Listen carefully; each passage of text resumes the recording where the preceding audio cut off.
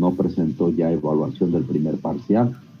Entonces, con esto nos daría un total de 26 personas, ¿sí? Entonces, para que vayan formando sus equipos, se vayan rifando de la forma más conveniente que pueda proceder para que ya empiecen a preparar sus seminarios. Entonces, por ahí, por favor, para que ya vayan viendo y pues se rifen ya estos seminarios. ¿Sí? ¿Estamos? Profe. Sí. Carrasco, Aguilar, Javier, Fernanda, buenos días. Buenos días. Buenos días, profe. Buenos días. Buenos días. Entonces, por ahí, por favor, para que ya lo más pronto posible, para que ya empiecen a trabajarlo, ¿sí? ¿Estamos, jóvenes? Sí, maestro. Sí, profe. Okay. Bueno, pues entonces vamos a iniciar nuestra unidad número 3, se refiere al proceso de la digestión. Entonces, ya vimos el papel importante que representan los diferentes nutrientes que vamos a tener presentes en los alimentos.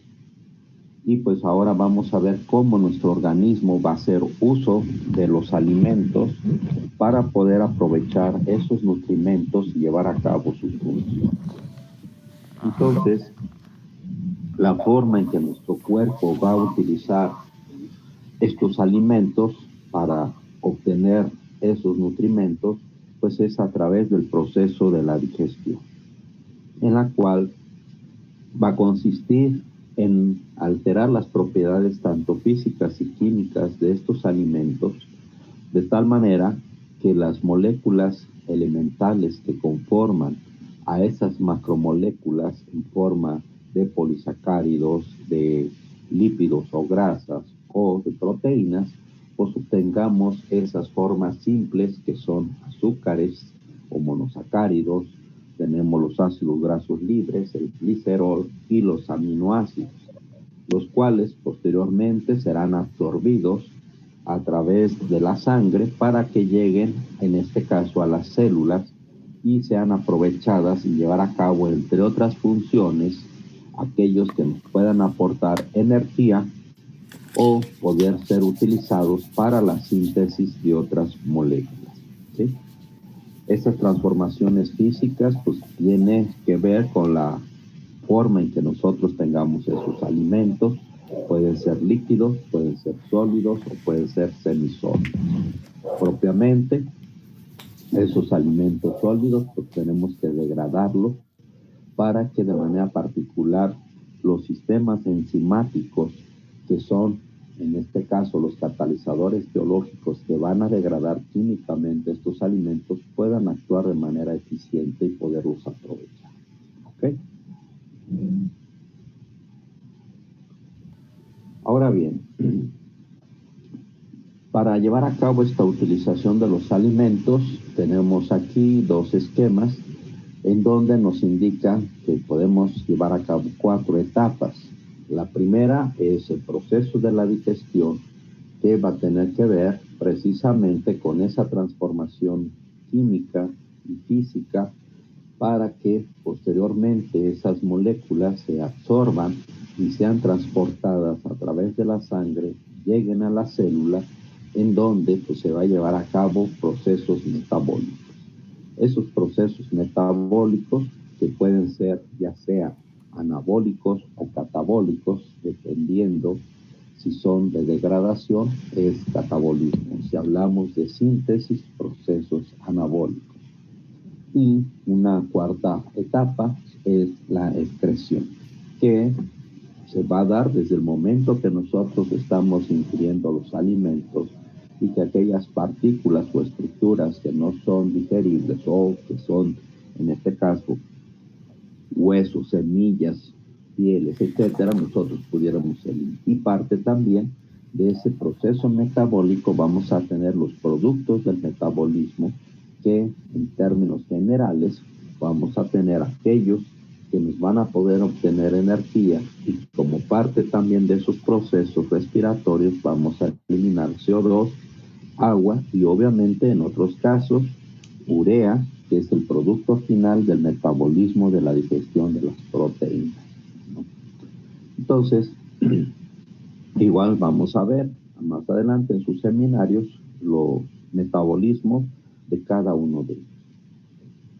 Otra de las referencias nos indica que este proceso consta de 3 etapas. Una fase de aporte, donde precisamente va a contemplarse una etapa de masticación que tiene como finalidad precisamente la degradación física de esos alimentos, de tal manera que nos permita tener un tamaño de partícula para que los sistemas enzimáticos interactúen con esas macromoléculas y puedan degradarlos más eficientemente y por lo tanto favorecer el proceso de la digestión.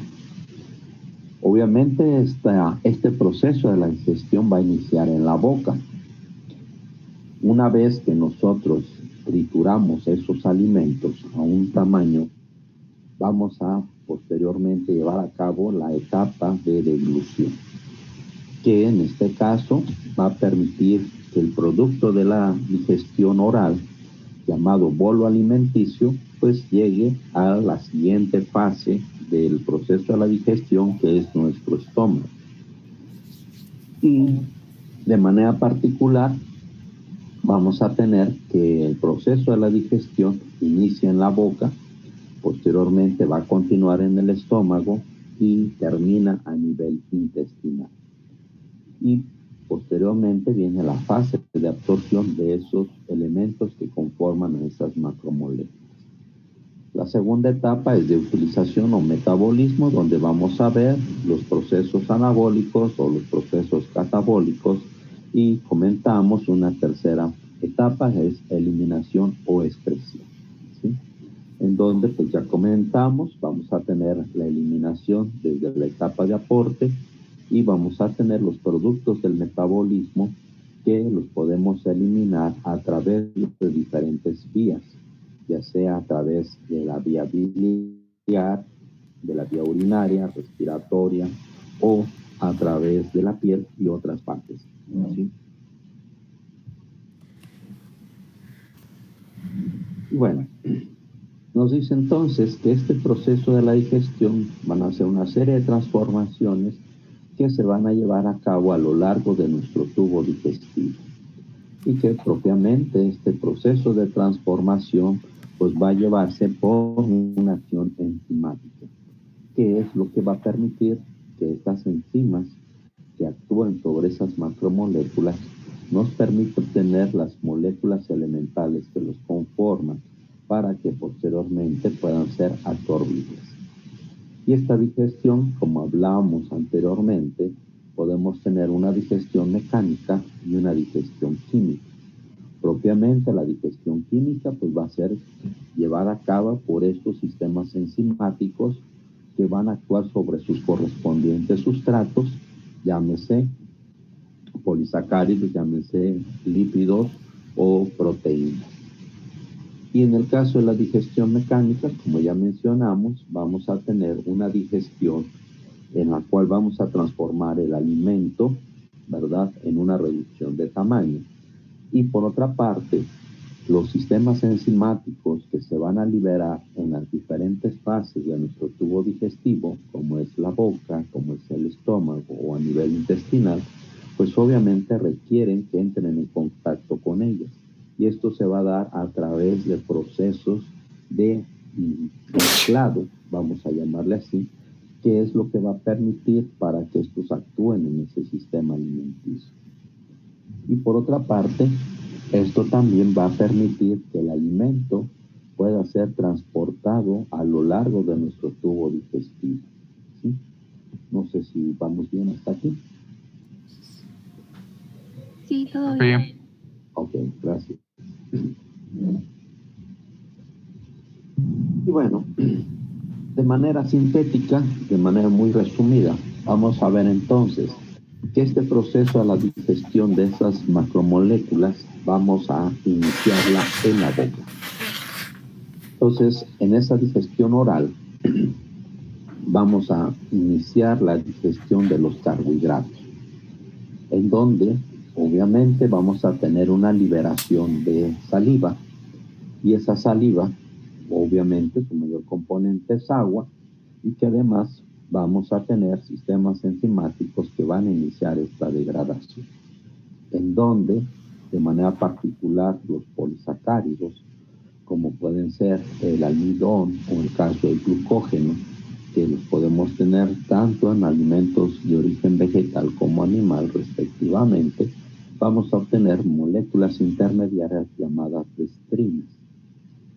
Y, como ustedes sabrán, estos sistemas enzimáticos tienen condiciones óptimas para llevar a cabo sus funciones, y uno de esos parámetros es el pH.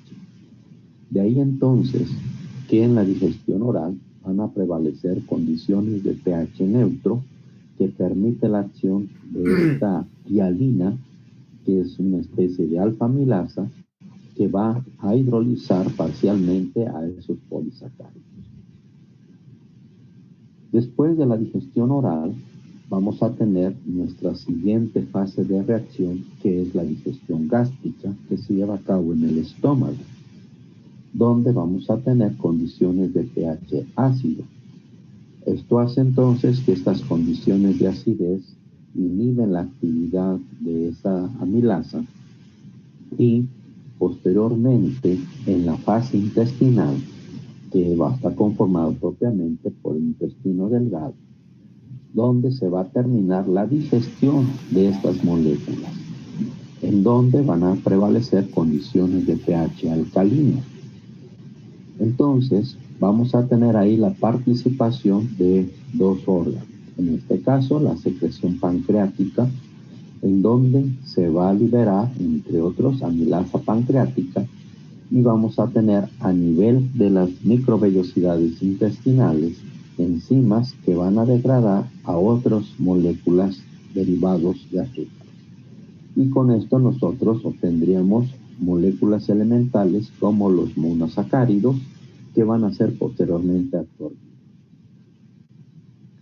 En el caso de las proteínas, estas van a digerirse propiamente a nivel gástrico, donde vamos a tener, en este caso, la liberación de jugo gástrico, en donde entre ellos se va a producir ácido clorhídrico, que es el responsable de darnos esas condiciones de acidez, y que iniciaría propiamente la digestión de las proteínas, donde vamos a obtener ahí polipéptidos, que posteriormente van a terminar su degradación a nivel intestinal. De nueva cuenta, vamos a tener la participación de la secreción pancreática, donde vamos a tener una serie de enzimas que van a actuar precisamente sobre esos polipéptidos, y así también como a nivel intestinal, donde propiamente la mayoría de estos son aminoácidos o algunos péptidos o dipéptidos que se pudieran obtener. En el caso de los lípidos, propiamente la mayor digestión se va a llevar a cabo a nivel intestinal. Sin embargo, esta digestión pudiera iniciarse desde la boca a nivel gástrico, pero en este caso es una menor proporción de su degradación. Y en esta degradación o digestión intestinal vamos a tener la secreción pancreática, de nueva cuenta, vamos a tener ahí la lipasa pancreática, y en este caso requerimos también la presencia de la bilis o las sales biliares, que van a permitir que esos lípidos que vienen en moléculas de mayor tamaño se emulsifiquen para poder tener partículas de grasa más pequeñas, para que puedan actuar estos sistemas enzimáticos y podamos obtener las formas elementales, que son los ácidos grasos y glicerol, que comúnmente esas grasas las vamos a tener en forma de triglicéridos, los cuales obviamente están conformados por una molécula de glicerol que se encuentra esterificados con 3 ácidos grasos. ¿Ok? No sé si hasta aquí se entendió. Sí, profe. Gracias. Sí, profe. Ok, muy bien. Ahora bien, recordarán entonces que su aparato digestivo propiamente vamos a tener que estar conformado por su tracto gastrointestinal, que propiamente va a estar conformado por los órganos principales, y además vamos a tener otra serie de órganos llamados accesorios o secundarios.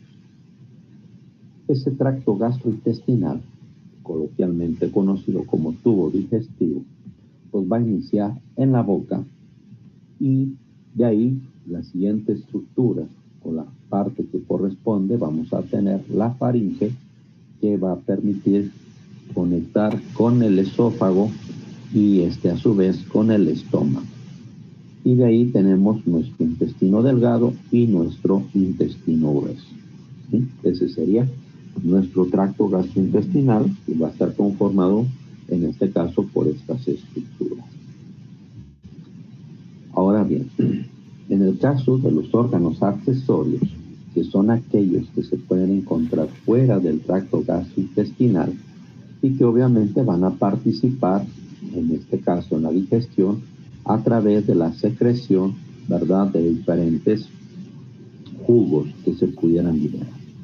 Entonces, dependiendo de las referencias, uno nos incluyen desde los dientes, tenemos obviamente la lengua, las glándulas salivales, el hígado, el páncreas y la vesícula biliar.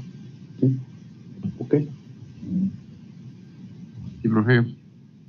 Ahora bien, ese tubo digestivo, en este caso, va a estar conformado por diferentes capas o túnicas, que en términos generales vamos a tener ciertas estructuras que vamos a mencionar desde la parte más interna hacia la parte más externa. Esto es como si fuera una manguera, ¿sí?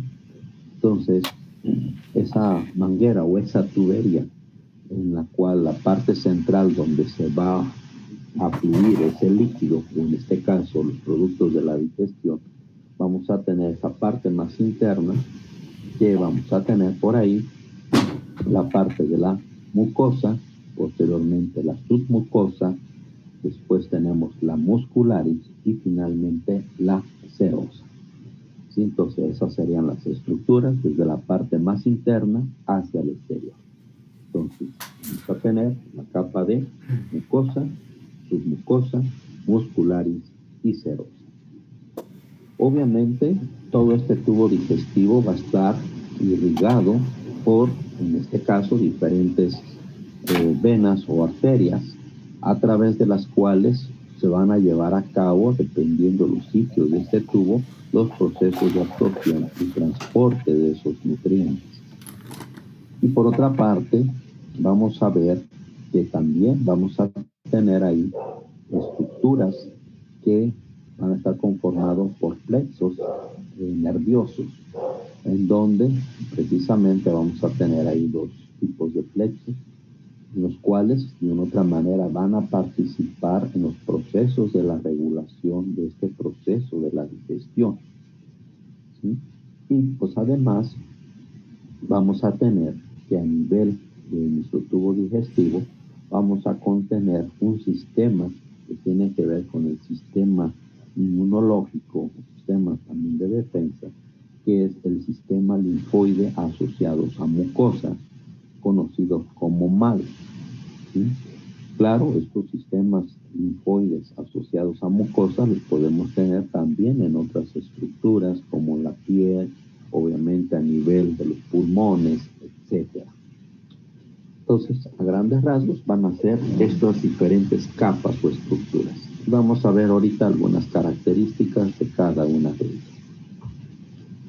Esta es otra imagen donde vemos nuevamente que dependiendo de las estructuras del sitio de ese tubo digestivo, vamos a tener que esa parte interna, donde podemos tener una especie de microvellosidades o vellosidades, que es donde se pueden llevar a cabo los procesos absortivos.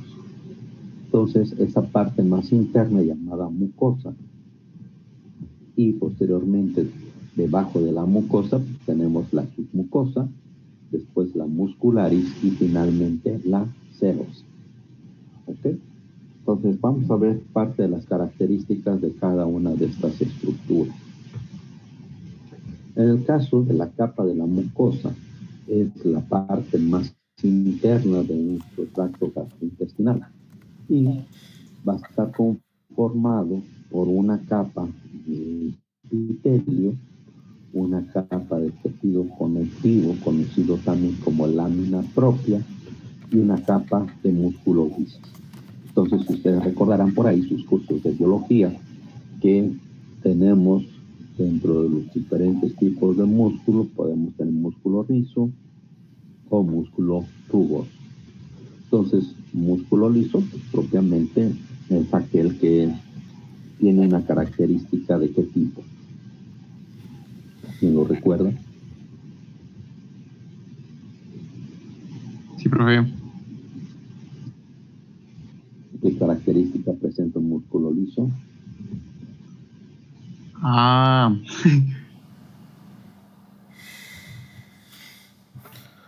No, profe. ¿Es voluntario o es involuntario? Es involuntario. Es involuntario, ¿sí? Entonces, de manera particular, esa capa de músculo liso, ¿verdad? Está conformado por fibras musculares lisas que lo vamos a tener a nivel del estómago y a nivel del intestino delgado y que propiamente van a conformar unos pliegues, ¿sí? Ahora, en el caso particular de la capa de tejido conectivo, que comúnmente se le conoce también como lámina propia, va a estar conformado por capilares sanguíneos y vasos linfáticos.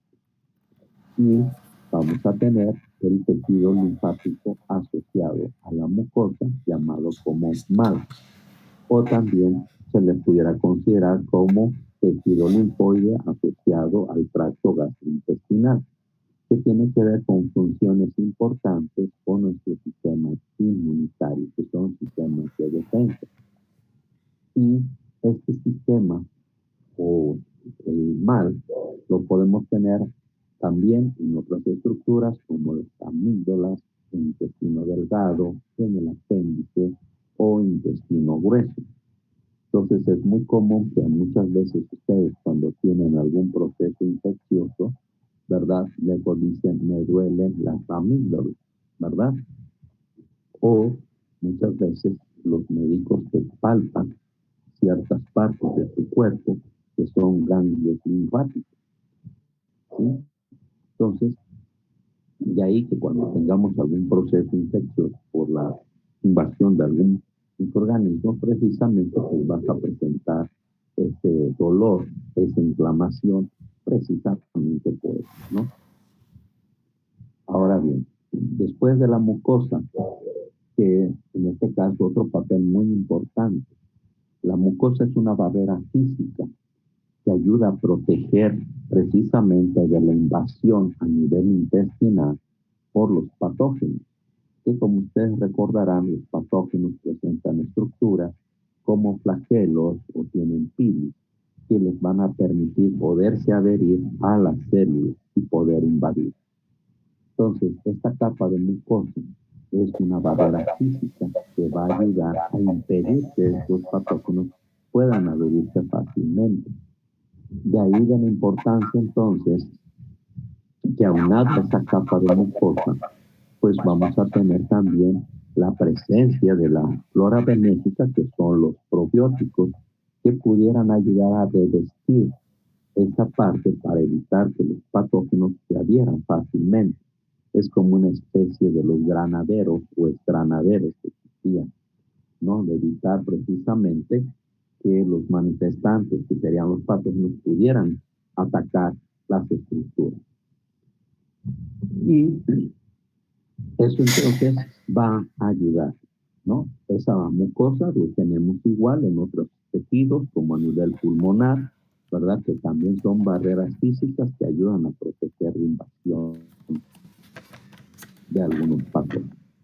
Posteriormente a esa capa de mucosa tenemos la submucosa, por debajo de la mucosa, que va a estar conformado por una especie de tejido conectivo que permite la unión de esa capa de mucosa con la muscularis, que es la siguiente estructura o tipo de tejido.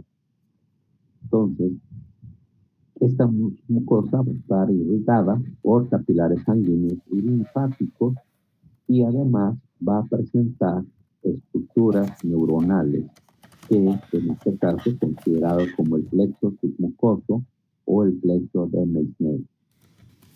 Y obviamente vamos a tener glándulas y tejido linfático.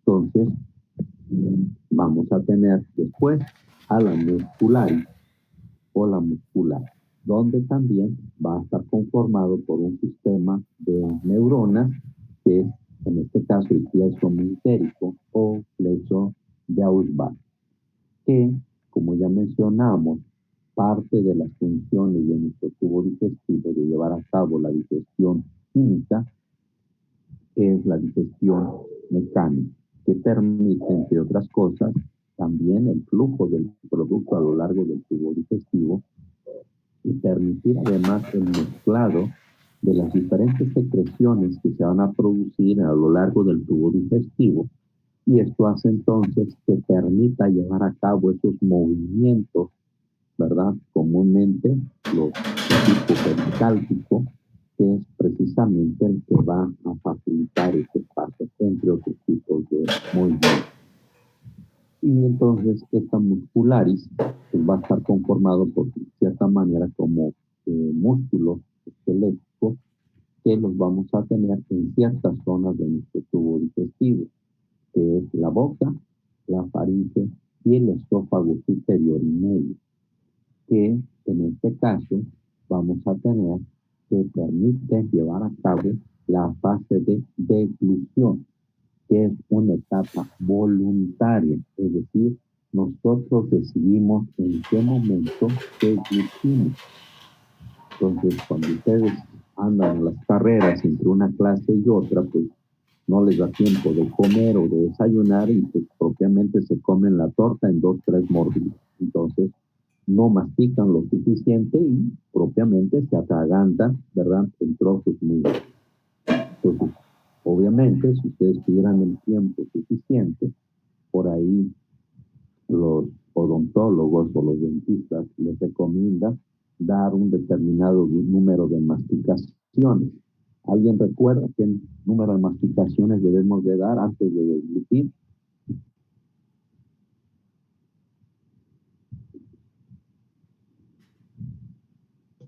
No, pero Como 20, ¿no? ¿Alguien da más o da menos? 21. 30. Yo recordaba que 20, pero no me acuerdo bien. 30. ¿Alguien da más o da 40. menos? 40, ¿no? ¿O es adivinanza o...? En un promedio estamos hablando alrededor de unas 30, ¿verdad? ¿Sí? Que permite precisamente que nosotros reduzcamos a un tamaño de partícula muy pequeño para que obviamente las enzimas puedan actuar más fácilmente con los sustratos. Y esto además facilita el tiempo de la digestión, ¿sí? Entonces, si no masticamos adecuadamente, nuestro proceso de digestión pues, va a tardar un poco más, ¿no? Ahora bien, por otra parte, a lo largo de este tubo digestivo vamos a hablar que en cierta forma vamos a tener 3 reactores, ¿no? Que viene siendo a nivel de la boca, a nivel estomacal y a nivel intestinal. Y que a lo largo de estos 3 reactores necesitamos tener una conexión a través de tuberías. Y que esas tuberías de otra manera requieren de ciertas válvulas o llaves que permitan precisamente el paso o el flujo a través de estas. Y esas llaves o esas válvulas, ¿verdad?, van a estar conformados por los llamados esfínteres. Y esos esfínteres, pues los vamos a tener a lo largo de ese tubo digestivo, y uno de ellos, precisamente, es el esfínter anal, que tendría en este caso el control voluntario de la defecación. ¿Okay? Ahora, tenemos además el músculo esquelético, músculo liso, que lleva a cabo un proceso de contracción involuntario, ¿sí? y que de manera particular este músculo liso va a estar conformado por diferentes tipos de fibras que pueden ser circulares o pueden ser longitudinales. ¿Alguien de ustedes han visto cuando están construyendo un edificio, una casa, y que comúnmente lo primero que están colocando son los castillos o las traves? ¿Alguien ha visto cómo están conformados esos castillos y esas traves?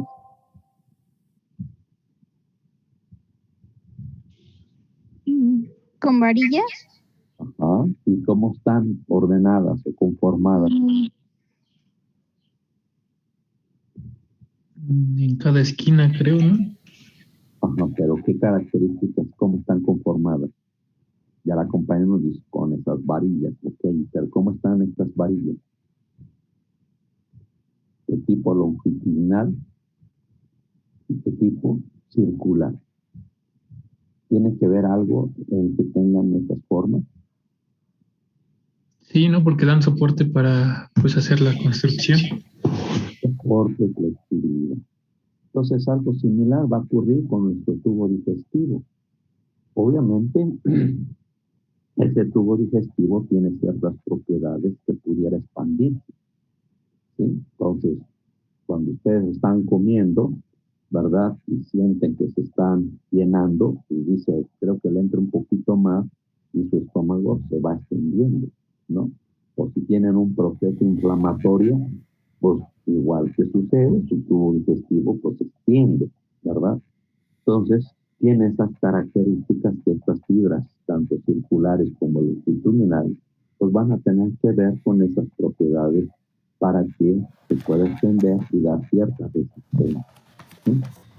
Y esto a su vez pues va a permitir también parte de los procesos que ya mencionamos para el paso a través del tubo digestivo, que van a llevar a cabo, como ya mencionamos, tanto la degradación física como el mezclado, ¿sí?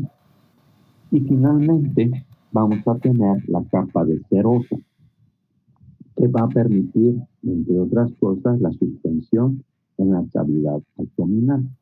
Entonces, ese tubo digestivo que inicia desde la boca hasta la parte final, que ustedes ya conocen cómo se llama, pues obviamente permite mantenerla, sostenerla a lo largo precisamente de nuestro cuerpo y de manera particular en esa cavidad abdominal, y que comúnmente puede estar conformada por una especie de tejido conectivo, ¿verdad? Que va a permitir precisamente mantenerlo unido a esa cavidad y obviamente a nuestro cuerpo. A este también se le conoce como el peritoneo visceral, ¿sí? Entonces, no sé si alguien de ustedes han visto cuando están eviscerando a algún animal y que precisamente las personas van cortando un tejido blanquecino amarillento y que eso automáticamente hace que todas las vísceras se desprendan completamente. No sé si alguien ha visto. No, profe. No, yo no. Okay. Muy bien. Entonces, propiamente estas serían las características de esas capas o túneles. ¿Vamos bien hasta ahí? Sí, profe. Gracias. Ahora bien, comentábamos entonces que en ese tubo digestivo vamos a tener diferentes terminales nerviosas y de manera particular a nivel intestinal hablamos de un sistema nervioso entérico. Entero, que significa intestino. Entonces, vamos a ver que el proceso de la digestión se puede controlar desde un punto de vista neuronal o desde un punto de vista también hormonal. Entonces, de ahí que en este sistema nervioso entérico vamos a tener las llamadas neuronas mintéricas, o se acuerdan del plexo mintérico, y tenemos las llamadas neuronas de la submucosa. Entonces, dentro de esos diferentes tipos de neuronas, que de otra manera van a tener con parte de las funciones de la regulación de la digestión, donde vamos a tener por una parte los movimientos que se van a llevar a cabo Y por otra parte, otras sustancias que te van a permitir que pueden regular químicamente esta digestión. Entonces, estas neuronas pueden ser de tipo motoras, ¿verdad? Que tienen que ver con esos movimientos. O podemos tener neuronas sensitivas, que de otra manera pudieran estar asociadas a sustancias químicas o quimioreceptores que van a permitir en un momento dado decir, deja de comer, ya me expandí demasiado, ya estamos al límite de esa expansión, ¿no? Un ejemplo. O simple y sencillamente los productos de la degradación van a indicar, ¿sabes qué? Deja de producir estas sustancias y permite ahora que se produzca otra para que continúe el proceso de la digestión.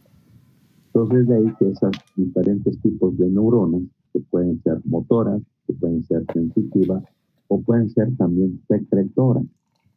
De ahí entonces, cada una de estas neuronas van a tener ciertas sustancias que van a ser responsables de llevar a cabo esta transmisión de estas señales. Y dentro de esos transmisores, ¿verdad? Vamos a tener a la acetilcolina, al óxido nítrico, a la 5-hidroxitripalmitina o la llamada serotonina, que por ahí vamos a ver que ya han ido a hablar que nuestro intestino es nuestro segundo cerebro.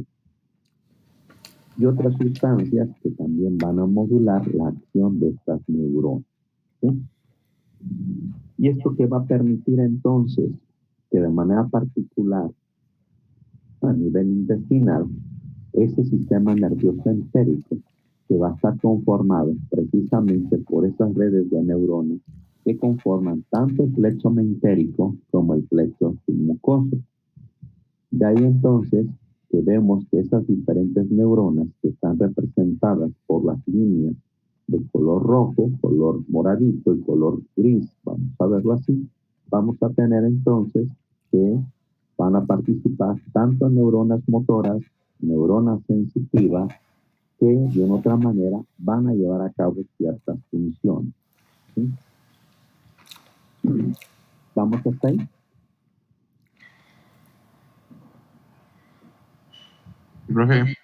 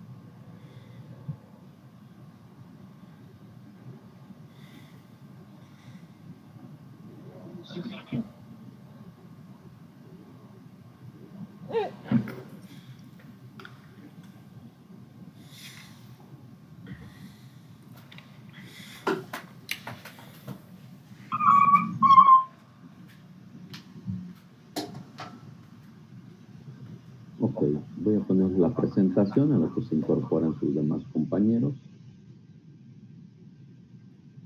¿Se ve la presentación? Sí, profe. Sí, ya tengo. Ok, gracias. Ok, entonces vemos que estas diferentes neuronas van a tener ciertas funciones. Entonces, ya mencionamos, de otra manera, el plexo mentérico van a estar conformadas a través de las capas del músculo liso de tipo longitudinal y circular de las musculares.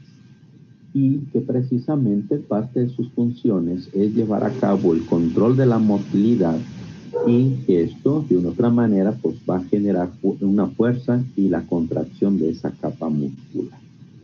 Y vamos a tener de manera particular que las neuronas motoras o sensitivas que pudieran estar asociadas al epitelio mucoso, pues va a llevar a cabo el control de las secreciones de los diferentes órganos.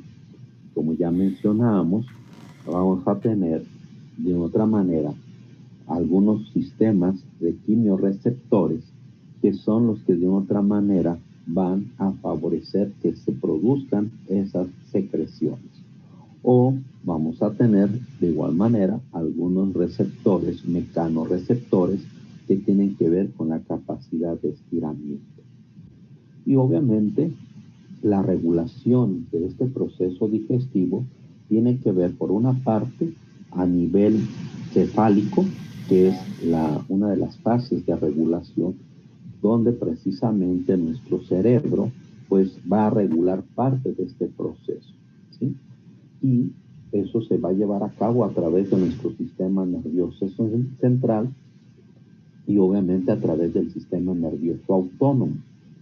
Entonces, un ejemplo, que hay personas que son muy asquerosas, ¿sí? Está comiendo y luego dice, el bebé se hizo aguadito, hizo verdecito, ¿no? Entonces las personas pues llegan a vomitar. ¿Qué está haciendo? Está interrumpiendo su proceso digestivo.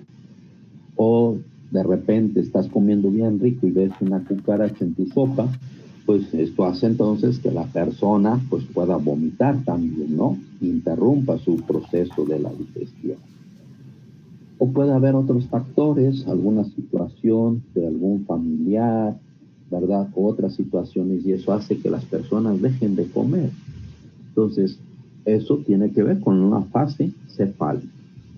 O vamos a tener igual una fase gástrica, que es donde comúnmente vamos a regular precisamente a nivel de este sistema nervioso entérico.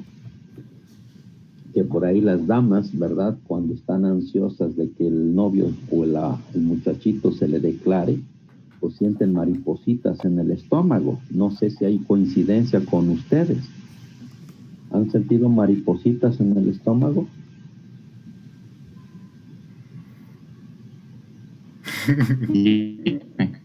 ¿Sí? Son más como nervios, ¿no? Pues sí, exactamente, porque es eso, ¿no? Se te va el hambre, no te da ganas de comer y sientes ese. ¿Sí? Entonces, es parte de la regulación. Y finalmente, pues vamos a tener una tercera fase, que es la fase intestinal, que va a tener una menor participación. Entonces, ahí vemos cómo estos sistemas nerviosos pues van a participar precisamente en parte de este proceso de la regulación. No sé si vamos bien hasta aquí. Sí, todo bien. Muy bien. Entonces, vamos a empezar que esta digestión va a iniciar en la boca.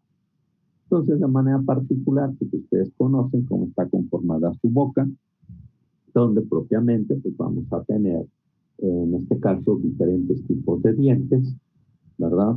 Por ahí tenemos igual nuestros labios, ¿verdad? Que proviene del término labium, que son bordes carnosos.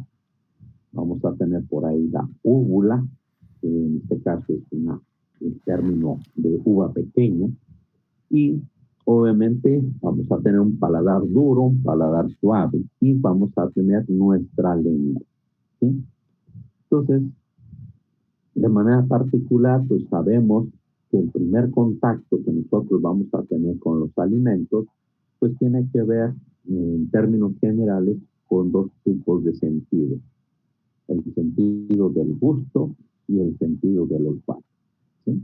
Y precisamente parte de la regulación que tiene que ver. Si tú hueles tu comida y dices, huele rico, pues te apetece comerlo, ¿no? Pero ¿qué pasa muchas veces cuando tú percibes un olor medio raro? Dices, como que la comida está echada a perder, ¿no? Y entonces como que dices, no, pues ya no lo como, ¿sí? O simple y sencillamente esa lengua, que es donde vamos a tener las llamadas papilas gustativas, y dentro de ellas los botones gustativos, que nos va a poder permitir, en este caso, poder percibir los diferentes tipos de gusto. El gusto dulce, salado, amargo, ácido, umami, y por ahí ya se identificó el graso. Y que obviamente en esa lengua, en diferentes sitios, puedan predominar más algunos tipos de papilas gustativas, que nos permita identificar esos diferentes gustos. Esto no quiere decir que nada más en un sitio específico vamos a determinar un gusto, sino que en toda la lengua podemos percibirlo, pero en unos sitios más, en otros menos. ¿Sí? Y bueno, ustedes recordarán que cada uno de sus dientes tiene diferentes funciones, en donde pues, obviamente vamos a tener alimentos sólidos, en los cuales de otra manera nosotros tenemos que cortar, tenemos que desgarrar, tenemos que triturar o moler. Luego hay personas que les dices, eres una muela, ¿sí? ¿Por qué? Pues cómo trituras o cómo mueles, por no decir otro término, ¿verdad? Que ustedes ya conocerán y se los dejo a su consideración, ¿no? Entonces, cada uno de estos dientes va a llevar a cabo parte de esa función. ¿Sí? Entonces vamos a cortar, vamos a desgarrar y por lo tanto hay que triturar o moler, que nos va a permitir entonces reducir el tamaño de las partículas para que entonces los sistemas enzimáticos puedan actuar más fácilmente con sus sustratos correspondientes. ¿Sí? Entonces son parte de las funciones que van a llevar a cabo estos dientes. Ahora bien, al momento que nosotros ingresamos esos alimentos a la boca, pues obviamente ya mencionamos, tenemos la participación del sentido del gusto y el sentido del olfato que va a estar interconectado. Esto hace entonces que nosotros podamos percibir compuestos de sabor y aroma y que también a través de la cavidad nasofaríngea vamos a tener esa interconexión con el gusto, con el sistema olfatorio. Y bueno, de manera particular, posteriormente, una vez que nosotros ya llevamos a cabo el número de masticaciones necesarias, nosotros vamos a decidir para llevar a cabo la fase de deglución. Y bueno, entonces, esa lengua que va a permitir llevar a cabo la percepción de estos gustos, pues también va a permitir llevar a cabo una parte de funciones de una pala que lleva a cabo el mezclado y permita mover el alimento a lo largo de la cavidad oral. Es decir, nosotros tenemos que masticar de ambos lados, el lado derecho y el lado izquierdo. Entonces, eso nos va a ayudar parte de la lengua y además permitir la mezcla del alimento con la saliva que se va a secretar. Entonces, en el momento que nosotros introducimos cualquier objeto extraño en nuestra boca, pues obviamente vamos a empezar a producir saliva. Y quizás alguien de ustedes ha ido con el odontólogo, ¿verdad? Y que cuando te está llevando a cabo limpieza, pues empiezas a sentir cómo está fluyendo la saliva, ¿no?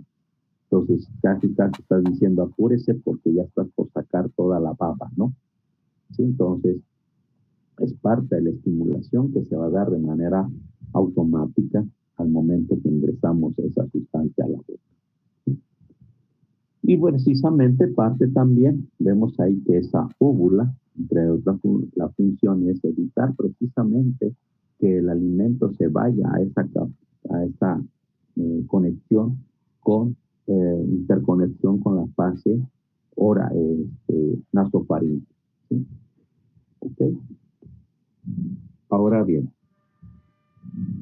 como ya comentamos, en esta lengua vamos a tener distribuidas las diferentes papilas gustativas.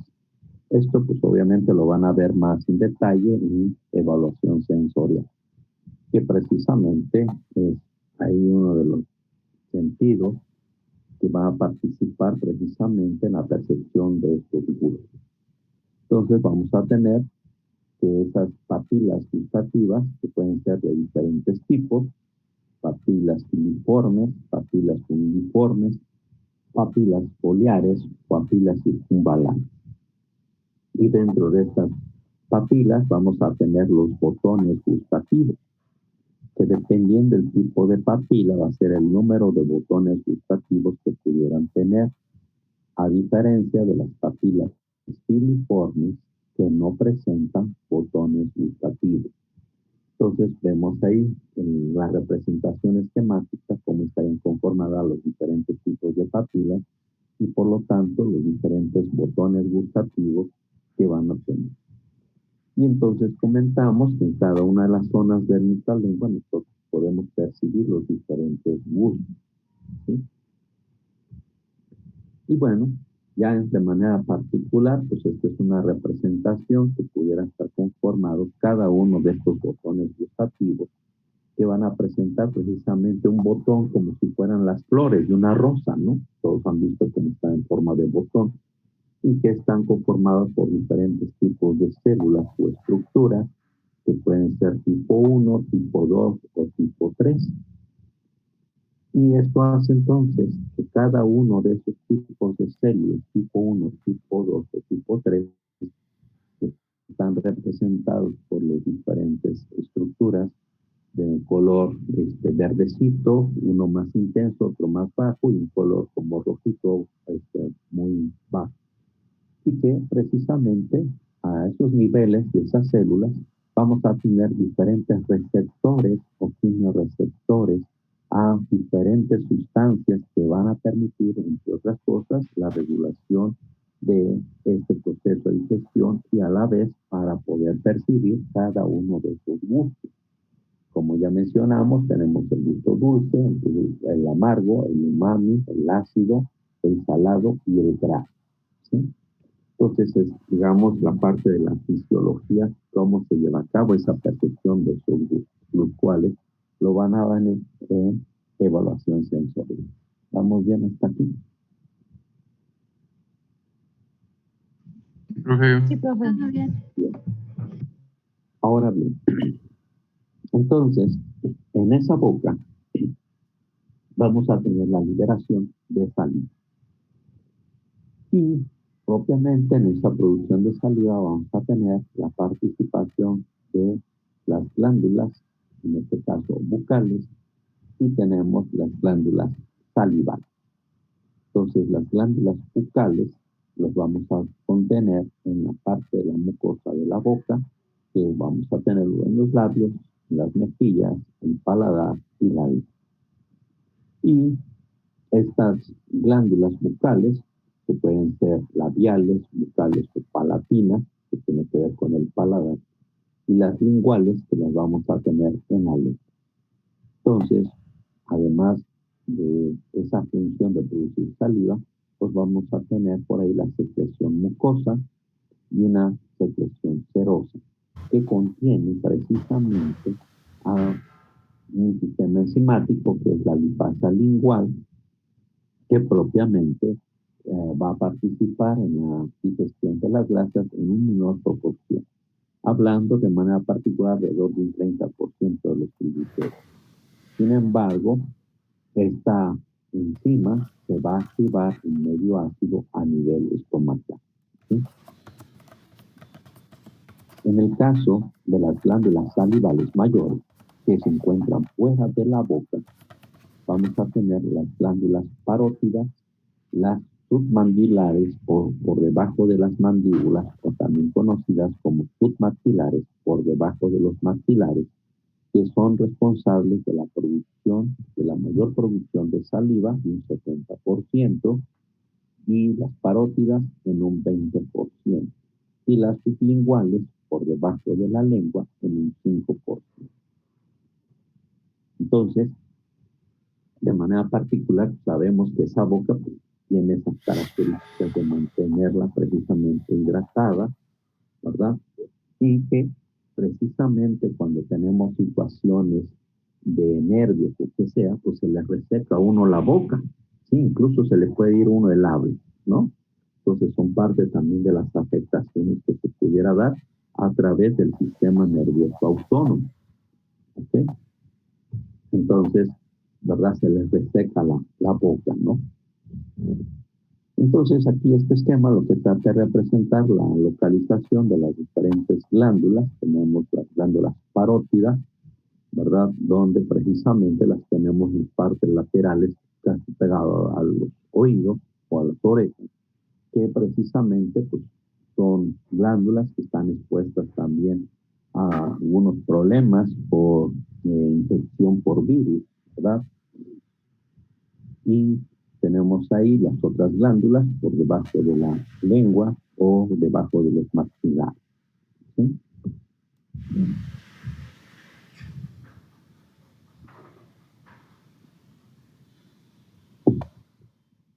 Esta otra representación, lo que trata de escribirnos aquí, la secreción de esa saliva. Entonces, nos dice que vamos a tener una secreción serosa, donde van a participar las glándulas parótidas, que van a producir, en este caso, a la tialina, que es la enzima que va a iniciar la degradación, en este caso, de los polisacáridos. Y esta tialina pues, es una especie de alfa-amilasa. Y vamos a tener una secreción mucosa que va a ser producida propiamente por las glándulas bucales, que entre otras es producir mucina, que permite llevar a cabo parte de la lubricación de esa boca.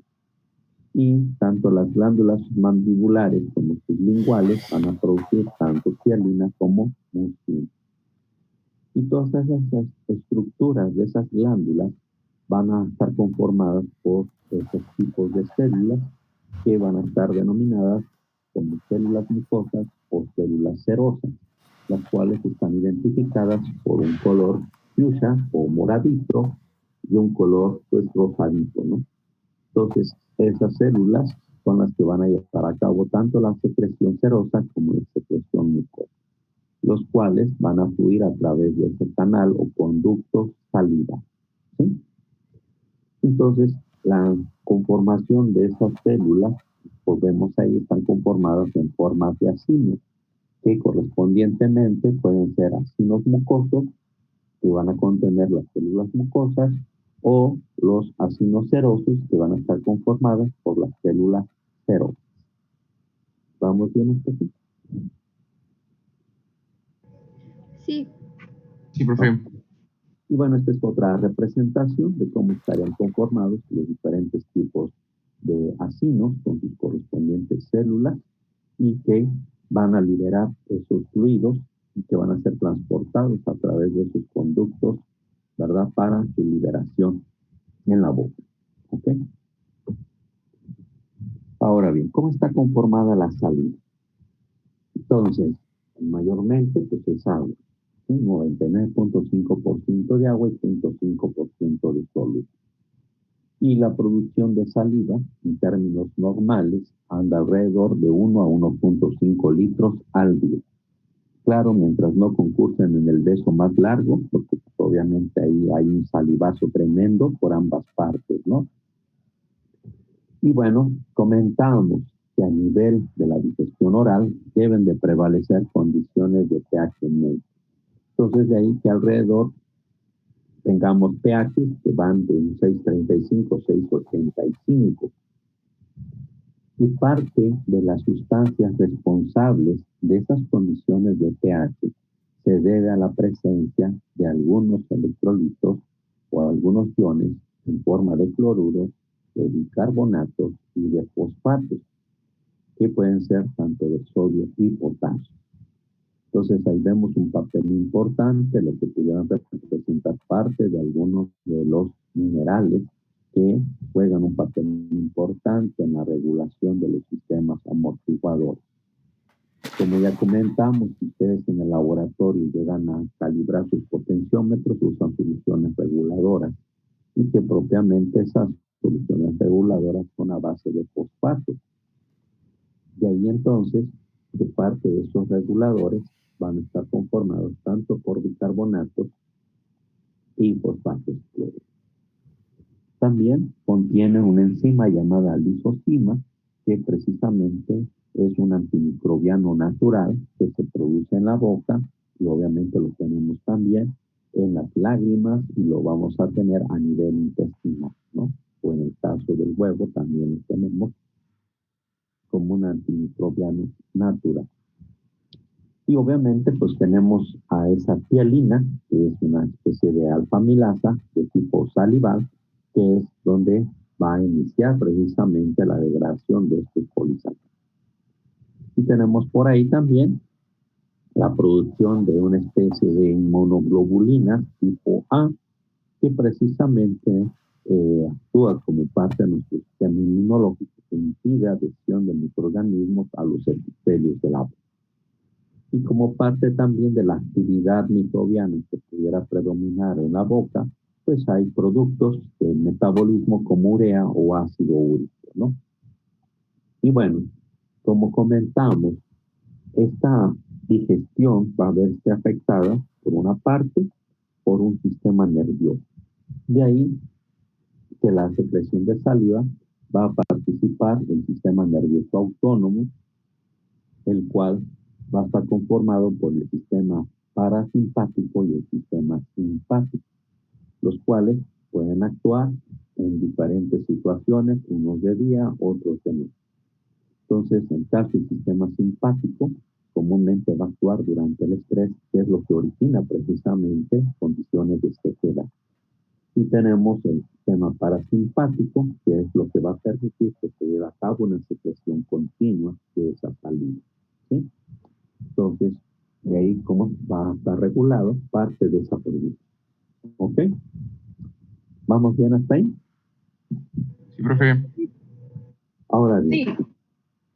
entonces comentamos parte de esos componentes de esa saliva, que es el agua, tenemos carbonato, tenemos por ahí la producción serosa, que está conformada por mucinas, que llevan a cabo los procesos de lubricación, tenemos la enzima alfa-amilasa, que es la tianina, tenemos la lisocima, tenemos la inmunoglobulina A, y también podemos tener la lactoferrina, que es obviamente una proteína que contiene, en este caso, hierro.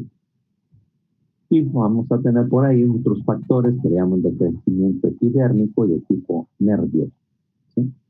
Entonces, además, sabemos que parte de nuestras funciones que nosotros vamos a llevar a cabo a nivel de la boca, pues muchas veces cuando tienen alguna enfermedad como gripe, ¿verdad? Pues ni huelen ni perciben ningún sabor.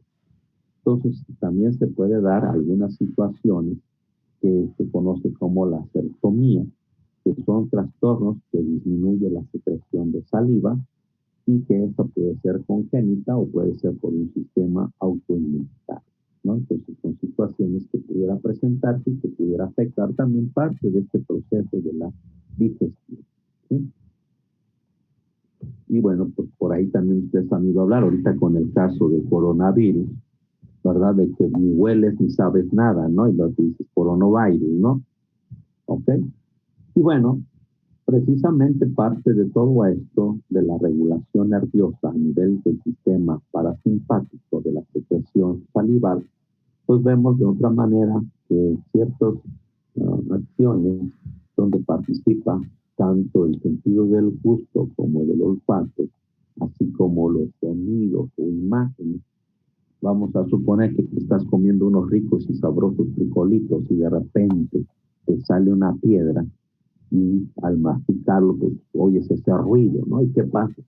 ¿No? Entonces, de otra manera, eso pudiera también afectar, ¿no? La parte de la secreción. Y esto que se va a dar a nivel cerebral, en lo que es el núcleo salivario del bulbo raquídeo, donde precisamente a través de los nervios del sistema parasimpático pudieran afectar los ganglios ópticos, el ganglio mandibular, que van a producir, en este caso, la acetilcolina, que va a favorecer precisamente para que las glándulas parótidas o las glándulas mandibulares puedan presentar la secreción de saliva, ¿sí? ¿Ok?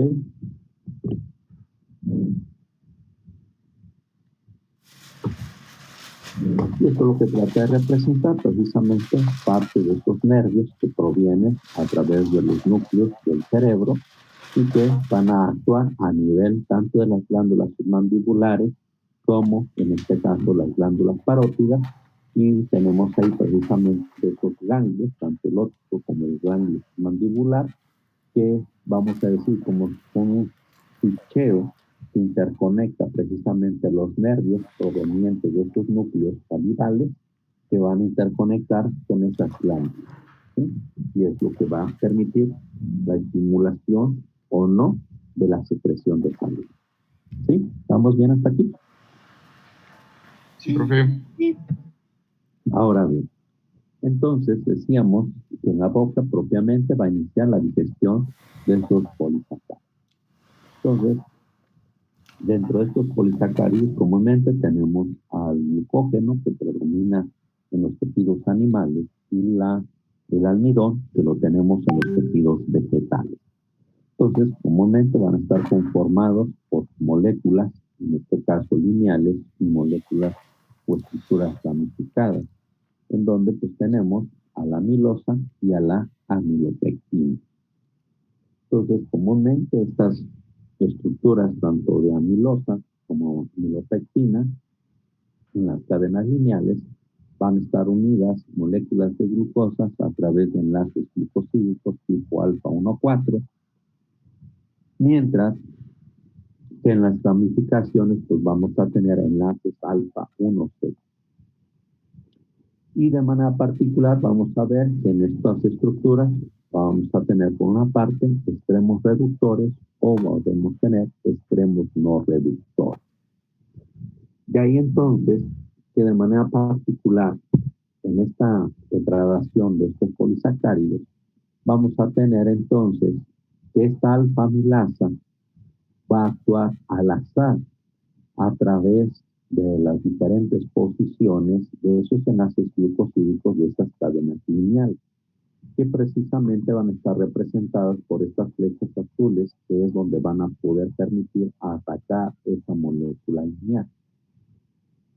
Y por otra parte, las cadenas ramificadas que están representadas por color verde, donde precisamente puede actuar otro sistema de una beta amilasa. Entonces, ¿qué es lo que va a suceder? Que cercanos a esas estructuras donde se encuentran las ramificaciones, es lo que nos va a permitir que nosotros podamos obtener diferentes fracciones de moléculas que van a estar representadas obviamente por, ya sea por moléculas de maltosas, maltotriosas, o podemos tener las llamadas alfa-destrinas, que precisamente van a contener parte de esas estructuras lineales con las ramificaciones, las cuales posteriormente van a terminar su degradación a nivel intestinal. O en el caso de estas maltosas, maltotriosas, que se pudieran generar o de mayor número de moléculas de azúcares a través de las enzimas que se encuentran en el epitelio intestinal, como pueden ser una alfa-glucosidasa o una alfa-destrinasa, vamos a terminar precisamente esa digestión a nivel intestinal, donde la molécula elemental de todas estas es la glucosa. ¿Sí? ¿Vamos bien hasta aquí? Sí. Profe, entonces esta es la degradación del almidón hasta la glucosa. Al final, sí. Toda la degradación, sí. Gracias. Ahora, es muy importante conocer esto porque la gente dice, este alimento, los refrescos tienen muchos ácidos, tienen mucha glucosa. Dice, pero hay que comer mucha papa, ¿no? Y hay que comer mucha tortilla. Entonces, finalmente, ¿qué tenemos? Que esos cereales o esos tubérculos pues son ricos en almidón. ¿Y qué va a suceder? Que todo ese almidón o toda fuente amilácea pues se va a transformar ¿en qué? En glucosa. Siempre y cuando, obviamente, sea un almidón que no vaya a presentar resistencia a la digestión de las enzimas. Porque recuerden que tenemos almidón resistente. Entonces no es lo mismo comerse una tortilla recién elaborada, donde propiamente el almidón es más digerible, a comerse una tortilla en forma de tostada, donde el almidón está retrogradado. ¿Sí me explicó?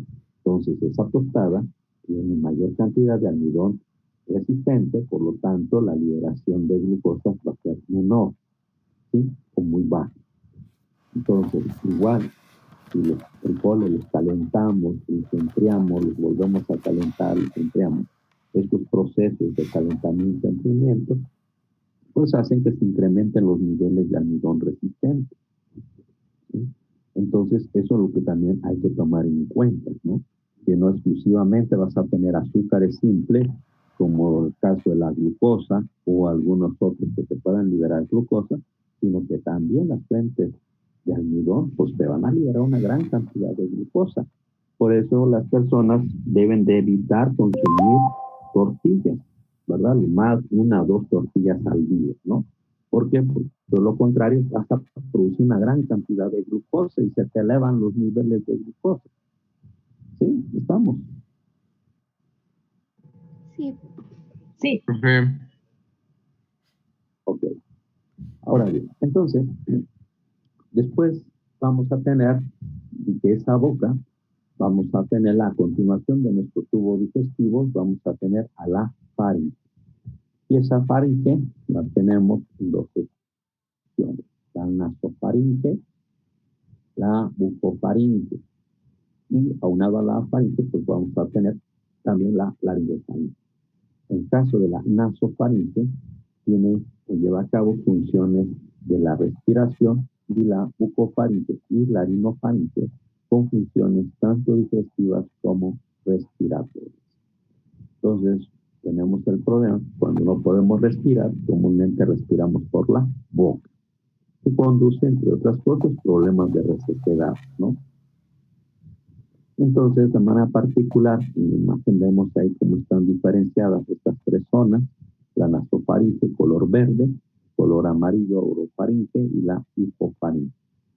Entonces, comúnmente cuando tienen un proceso infeccioso, dicen, me duele la garganta, ¿sí? Entonces, obviamente la faringe proviene del término faringe, que significa garganta, ¿sí?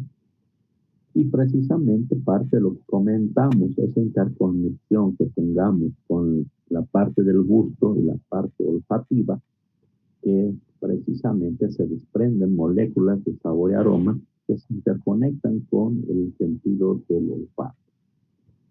Y eso también lo pueden ustedes corroborar cuando alguien de ustedes quizás han vomitado, ¿sí? ¿Alguien de ustedes ha tenido algún proceso de vómito o de émesis?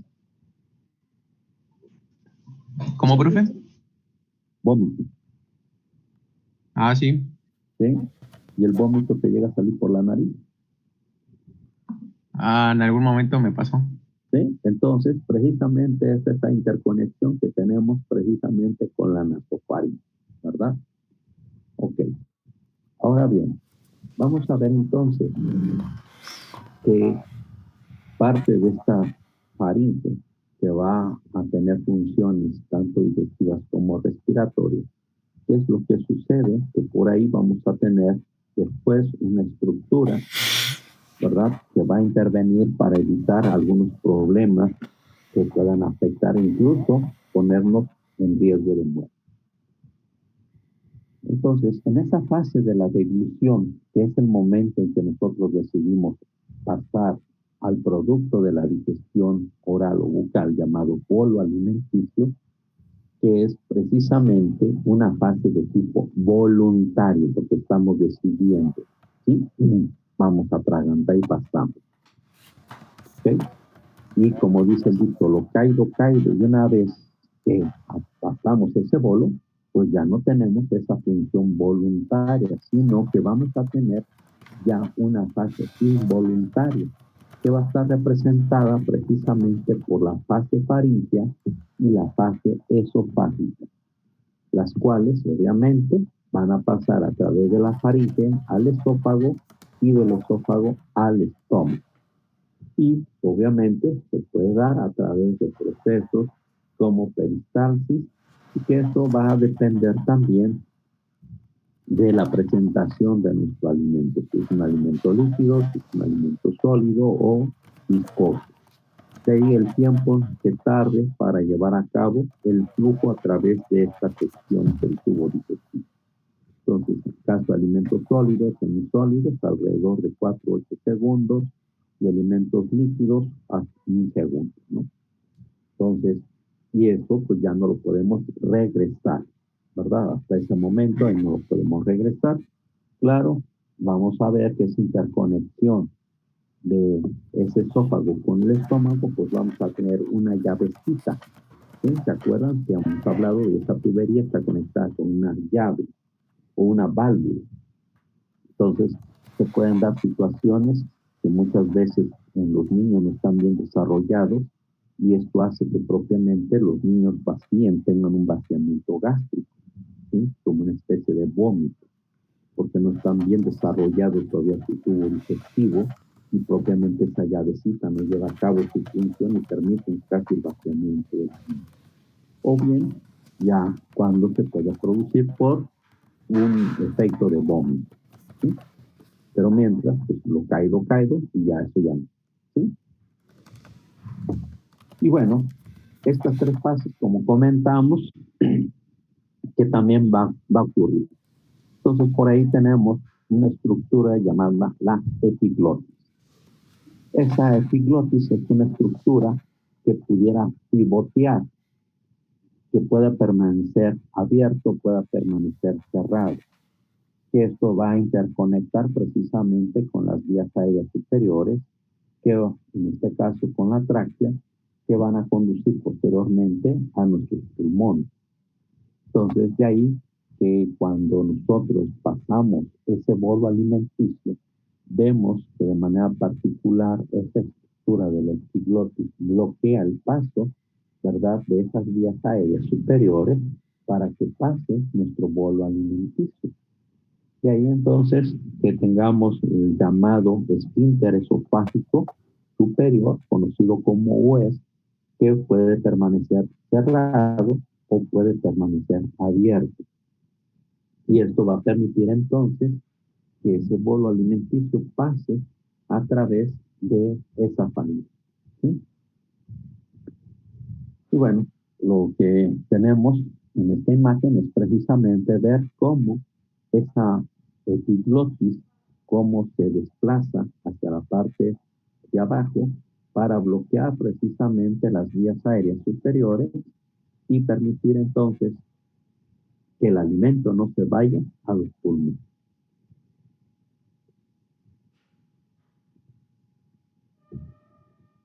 ¿Sí lo ven?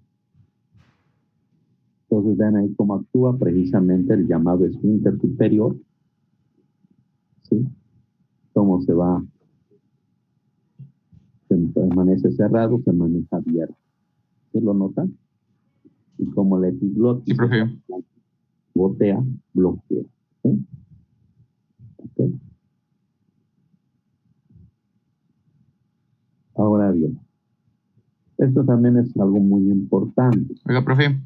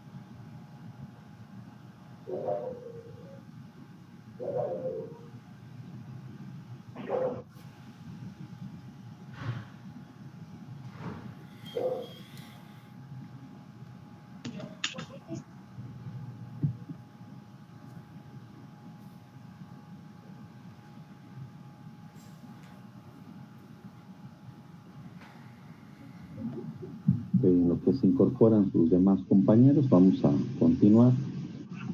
¿Quién, Erito, me estás preguntando? ¿Quién? Sí, profe, le iba a preguntar si esa válvula actúa, digamos, de manera automática o más bien está controlada por el sistema nervioso. pues obviamente eso actúa de forma natural. ¿Qué puede ocurrir finalmente? De que hay situaciones en donde las personas que después de comer se van a dormir y que precisamente en ese proceso, pues, y sobre todo en largos periodos de ayuno, pues hay acumulación de aire. Esto hace entonces que de manera particular ese aire que a veces nosotros expulsamos como un eructo pueda generar como una especie de vacío. Entonces eso puede provocar que hay personas que sufran una repulsión del alimento del estómago hacia las vías aéreas y entonces la comida se te va a los pulmones y la gente muere por asfixia. Y esto también es muy característico por ahí del caso de los bebés, que quizás ustedes han oído que después de comer hay que sacarle el gasecito a los bebés que erupten y posteriormente poderlos recostar de manera lateral y no de manera horizontal.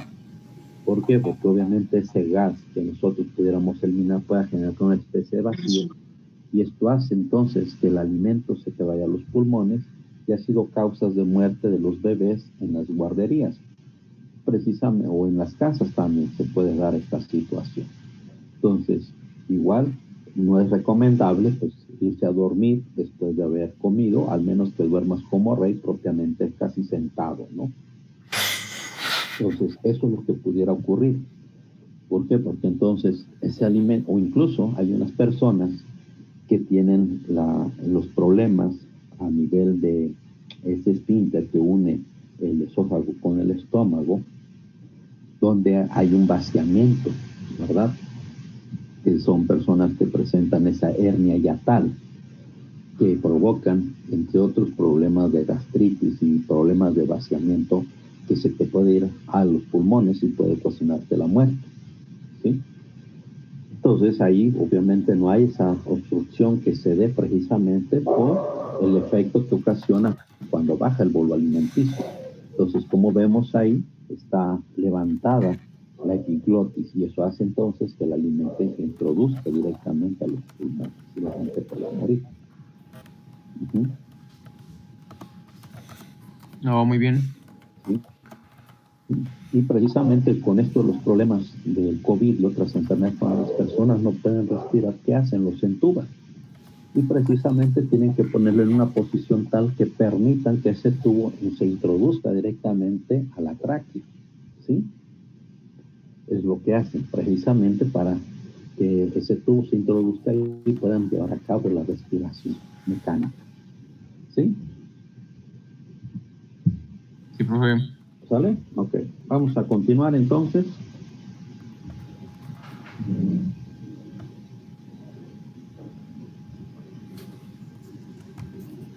Y bueno, también que puede presentarse cuando las personas no mastican adecuadamente y se pasan los pedazos grandes, pues pueden llevar a cabo una obstrucción, ¿verdad?